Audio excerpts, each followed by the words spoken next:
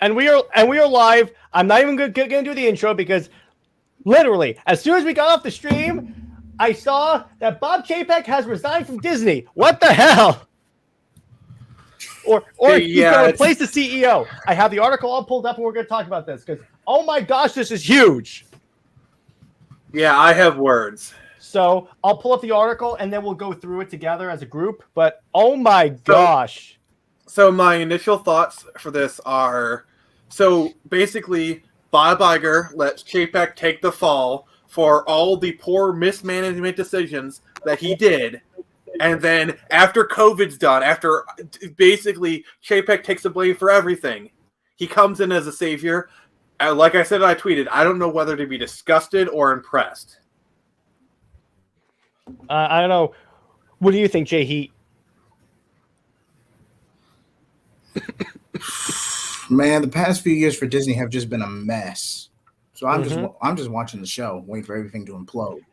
It's true because if you notice, a lot of their issues has been because of all the, I don't want to say woke stuff, but a lot of, let me put it this way, a lot of their creative decisions has been costing them problems that Iger literally set into motion. Iger is the one who hired Kathleen Kennedy. He's the one who let all this stuff go on. Literally everything that bad that Chapek had to deal with are all because of the stuff that, like, Bob Iger is the one who built the house. Mm-hmm. And he's the one who set the timer for the bomb to go off. It's not Chapek's fault that he was in there when the bomb went off. Okay, so let's read the article. So after less than a year in retirement, Bob Iger has returned as the CEO of the Walt Disney Company. The board just sent out a notice that Bob I is back and recently re-upped. Bob Chapek is out, having handed over the baton as CEO in February of 2020 to Chapek, a stunning move unto itself at the time, and then serving as executive chairman until the end of 2021. Iger will be CEO for a second time for the next 2 years, the company says. Iger had previously been top dog at the House of Mouse from 2005 for 15 years, the final stage of what would have been a 47-year run at Disney. The board has concluded that as Disney embarks on an increasingly complex period of industrial transformation, Bob Iger is uniquely situated to lead the company through this pivotal period, said board. He's the only one. The thing is, it's either bring back Bob Iger or Michael Eisner. That's literally their only choices.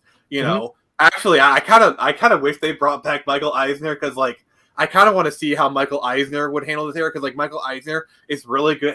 Was really good. Like, he dug Disney out in like the 80s and the 90s for like his cost cutting, and he's like really good. So, like, I feel like actually Michael, because, go ahead. Sorry. No, it's okay. It's now. What I'm thinking is that Disney got into this financial position because of decisions made by Iger, like you said, Nick. Do you think it's going to get worse? It's going to get a lot worse. I think so too. This may not be like. It's a stunning move. That's why we had to stream about it. But it's like, okay, this is interesting. So, okay, the board has concluded that, just a couple of weeks, it's going to, once an overachiever buoyed by success in streaming, Disney stock has recently sunk to a multi-year low as executives have warned of weak revenue and profit gains in the years to come. Given the considerable turbulence experienced by Disney since Iger left the corner office, and also given the well-earned reputation for being a smooth and diplomatic a leader as Chapek, it could be an awkward and untested one.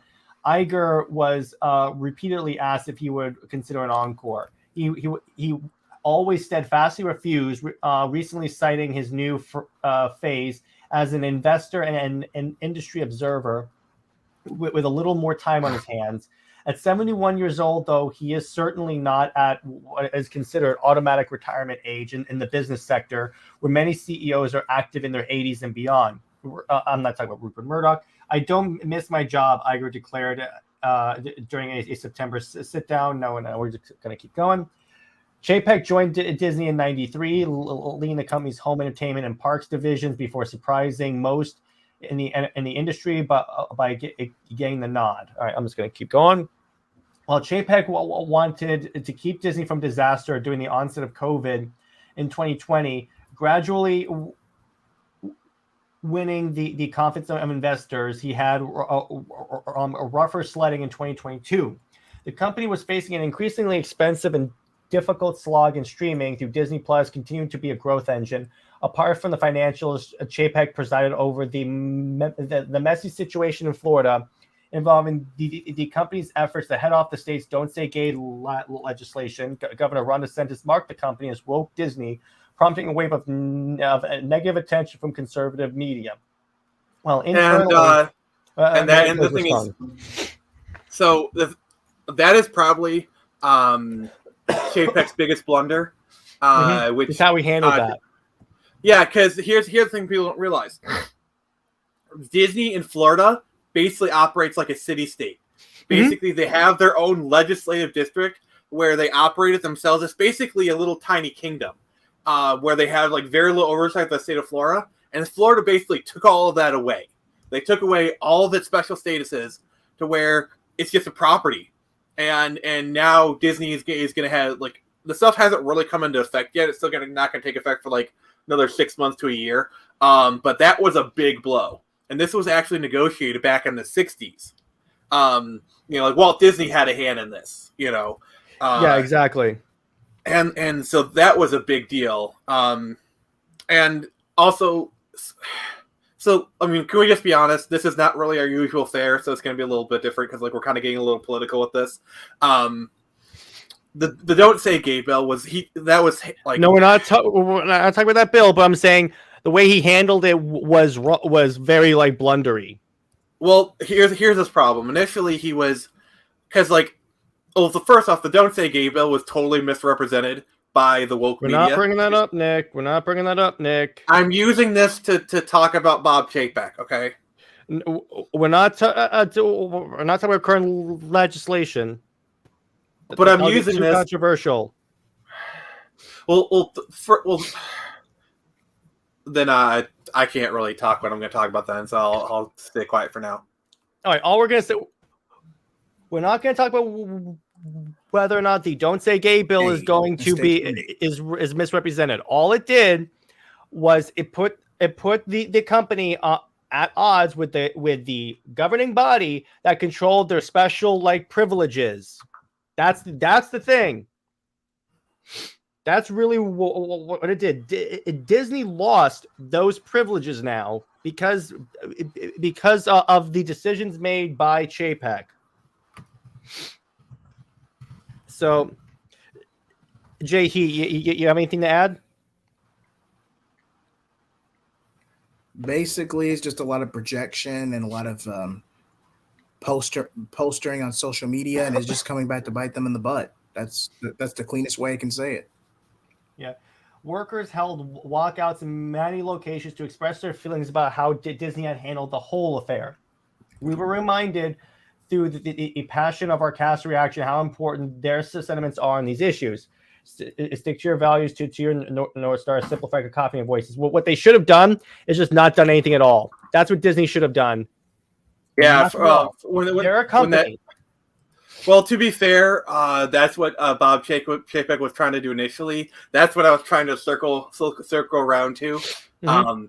And initially, Bob Chapek, because like there was a bunch of protesters who were trying to get him to say something and do something about it. And initially, Bob Chapek wasn't going to respond to it. His initial response was, "We are a company. We don't do politics," which is the correct response. But he was kind of forced to say something, and that really doomed it. He was kind of forced to take action. Yeah, I would. So and so that basically, he was basically doomed on both sides. Like he lost the narrative with the people who supported him, and then he just ended up losing the special status anyway. So it was kind of he basically screwed himself over in so many different ways. So next, another misstep, which many in the industry believe would never have happened on his predecessor's watch, was the public clashing with ScarJo over the release of Black Widow. Yeah, so for those of you that don't know, what happened was in 2020, during the pandemic, a lot of movies were released day and date on streaming and on in theaters. Now, the way Disney did it is that you could watch those movies, but you had to pay I think it was like $30, something like that. Now, where Scarlett Johansson got upset about it was that she wasn't compensated enough. In other words, she felt she was owed more because the movie came out on streaming. Is that accurate, Nick? Yeah, that's pretty accurate. Though I will admit, in this regard, Bob Iger definitely would have handled that situation a lot better. Like, I guarantee you, we would have never heard any of this. I don't think it would have come to this kind of war of words.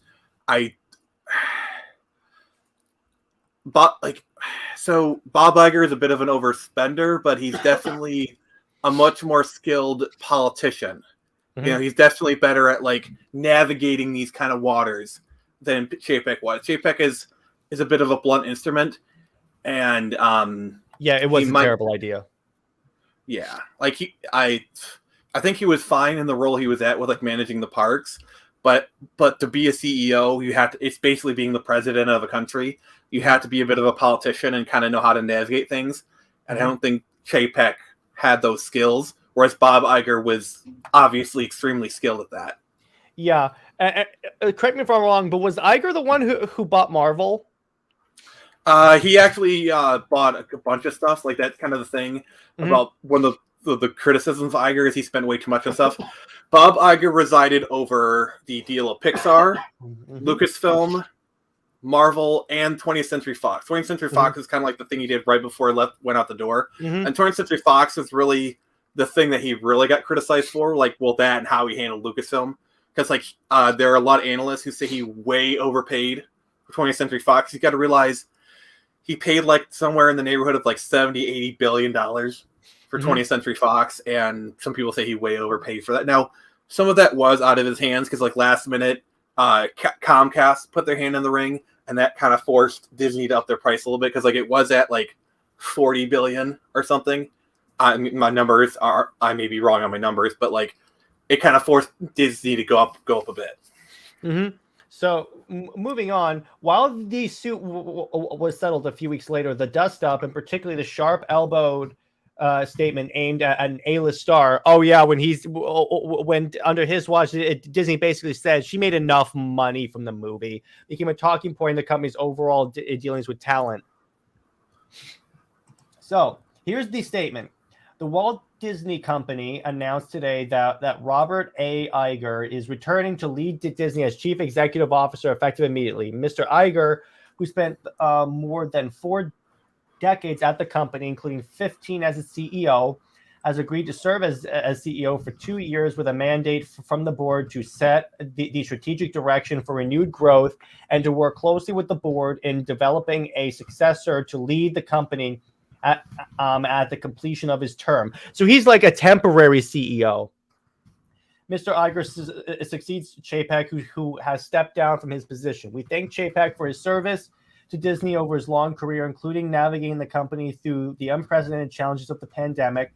The board has concluded that as Disney embarks on an increasingly complex period of an industry transformation, Bob Iger is uniquely situated to lead the company through this pivotal period, which we agree with. He has a deep respect for of Disney's leadership team, most of whom he worked closely with until his departure as executive chairman 11 months ago. And he is greatly admired by the Disney employees worldwide, all of which will allow for a seamless transition of leadership. The position of chairman of the board remains unchanged. He says, I'm extremely optimistic for the future of this great company and thrilled to be asked by the board to return as its CEO, Mr. Iger said. Okay, I think that's enough. So that's the article. So what do you guys think? I think it's shocking but not unexpected. Basically, that would be my... Yeah, go ahead, Jahit. Go ahead, Jahit.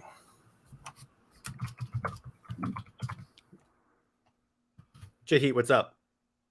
And basically what that means is kind of like a transition, Bob. JP. Can you hear me? Mm-hmm. Yeah, I can hear you now. You're kind of delayed.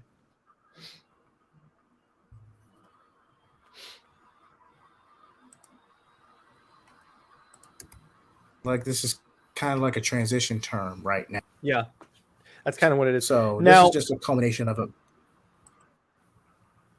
Oh, okay. This is a So- culmination of poor business practices from the past 5 years. Exactly. So now let's talk about where this is relevant to us. What does this mean for the content? How is this going to affect the content of Disney, do you think?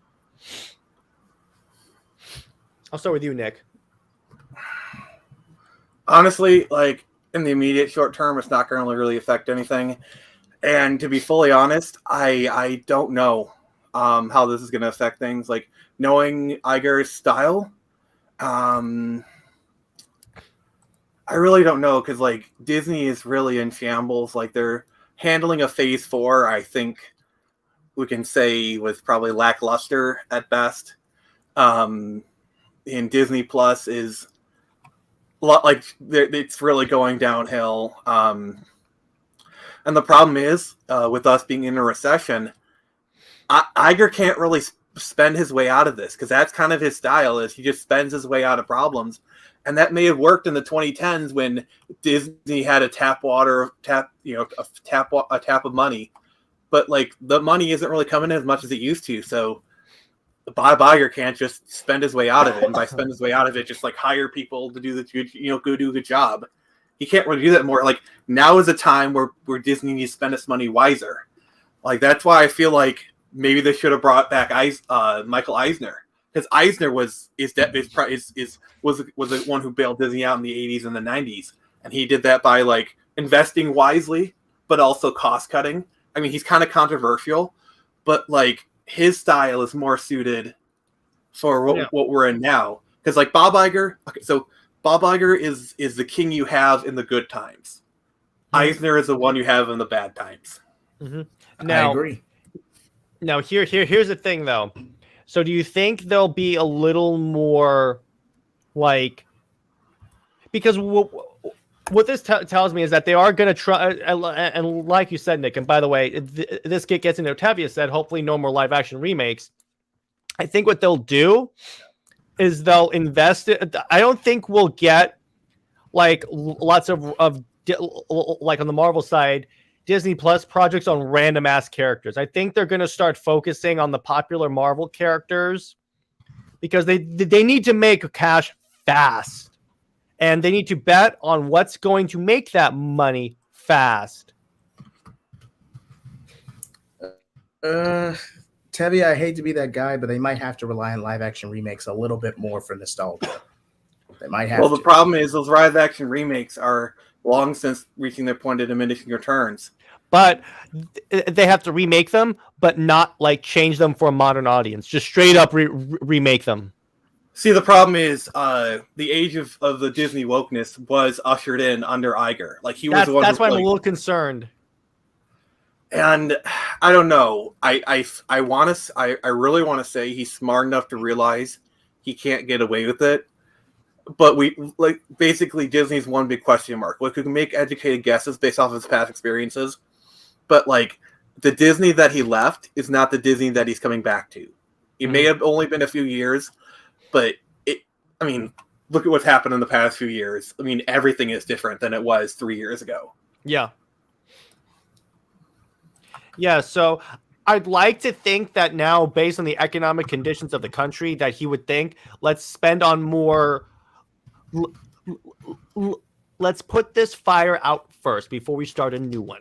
So let's invest in the characters that really like the characters and franchises that really make money. In other words, like Marvel and Star Wars, and make the stuff that people want to see and that's going to pull people into it.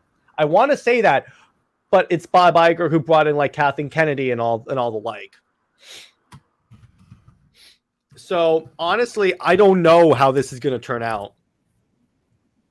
Yeah, you guys have anything? I've said my stuff. I think it's a big question mark. Like we can make guesses, but ultimately, it's. I will say, all things considered, this is probably a good move. But this is kind of like it's either guaranteed death or.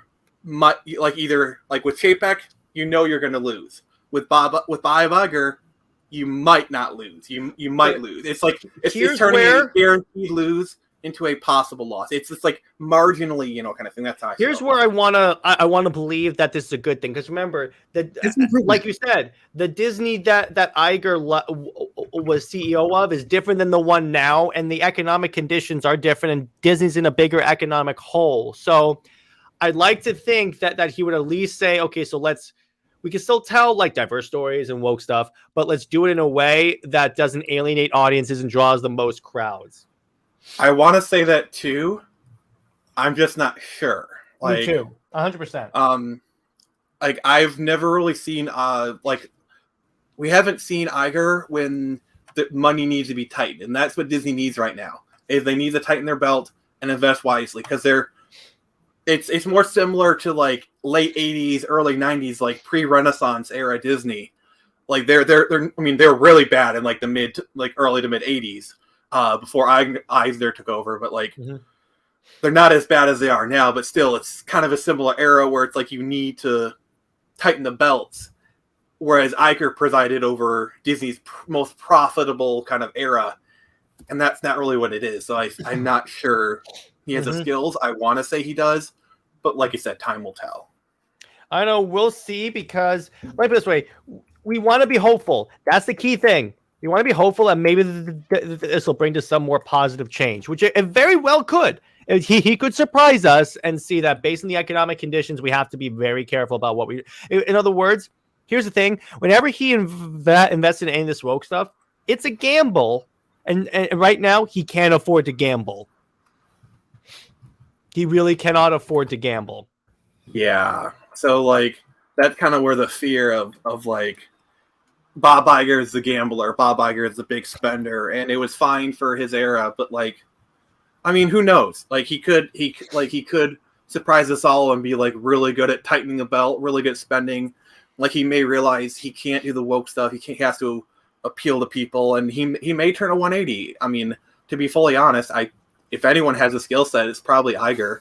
So like, I'm hopeful, but I have reservations. That's kind of where I'm choosing. Yeah. And honestly, in terms of like, Jared, where do you lean in terms of like a scale of 100?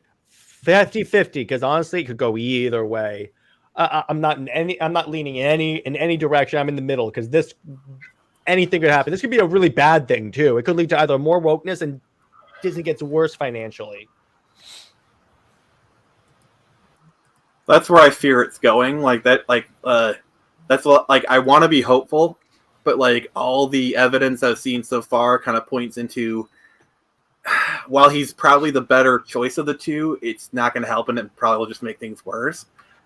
That's what I feel is going to happen, but I'm trying to be hopeful about this. True.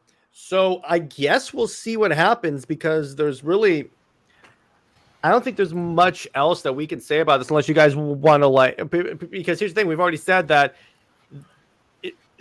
the Disney he left is very different than the Disney now. So you have to say, well, maybe here's the thing. Maybe he will try that, but maybe the Disney board will be a nice like check against him and say you can't spend this much. In other words, maybe there's that too. Because he has to work with the board. The article said that he's going to be working in close collaboration with the Disney board. So it could, because they replaced Chapek for a reason, because they were hemorrhaging money. So they're probably like, okay, so we have to be a little more hands-on. We can't let you do whatever you want right now. So honestly, here's the thing. It's different because right now the board has demonstrated that they're a little more invested. In other words, they're not going to be as hands-off because they fired Chapek.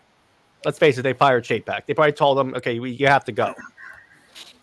To be honest, in retrospect, this situation kind of seemed inevitable, given like all of his blunders and how he handled things. Like now that like we're kind of having the benefit of hindsight, this feels like it was going to happen at some point. Like it was kind after of the Florida governor thing. I was very, very like, okay, because of the fallout from that, because they lost all their special privileges. Oh yeah, you live in Florida, so like you're like knee deep in all this stuff. Like, how far are you from Disney? I'm about a couple of hours.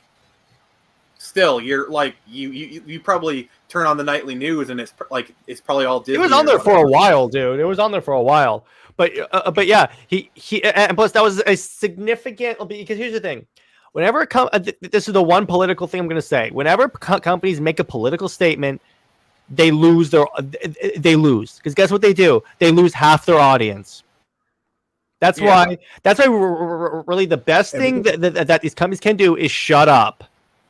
You're not supposed to have, a company should not have values. The only value that they should have is making money. That's it.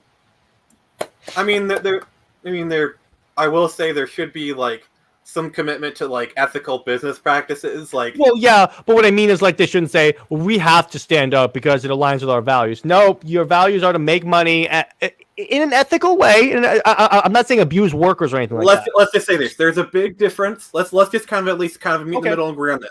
Sure. There's a big difference than saying my employees deserve a living wage, so I'm going to pay them a living wage. I'm going to make I'm going to make sure that all my employees are treated equally, no matter their race, creed, or color. There's a big difference between making that kind of political stance than saying, whatever, you know. Than doing what Disney did, because Disney even actually said in their statement they were going against the Florida government. So I'm like, oh yeah, that's a good idea.